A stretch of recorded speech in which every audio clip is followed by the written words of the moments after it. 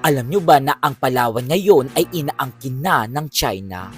And yes, ang isa sa pinakamalaking island ng Pilipinas ngayon ay inaangkin o sinasakop na ng China. Base kasi sa post sa China app na kung saan na ang Palawan ngayon ay bahagi ng mapa ng China. At kung mapapansin mo nga dito, kulay red ang Palawan. Ang nakakatakot at nakakaalarmang post na ito sa social media ay trending na ngayon sa iba't ibang social media platform na kung saan makikita mo dito na red ang China at ang Palawan na tila daw bahagi daw ang Palawan ng China. So kung mapapansin mo na ang Palawan talaga ay dikit na dikit sa Pilipinas na kung saan 1,500 kilometers away sa pinakamalapit na isla ng mismong China. Marami ang natatakot at naaalarma sa pangyayaring ito na tila ba paunti-unti na tayong sinasakop ng China. Samantalang ang anti-Chinese na PDP laban ay hindi pa nagsasalita at parang tila wala silang pakialam na sinasakop na tayo ng China. At sana magbigay na ng statement ang gobyerno ngayon na tila ba wala silang pakialam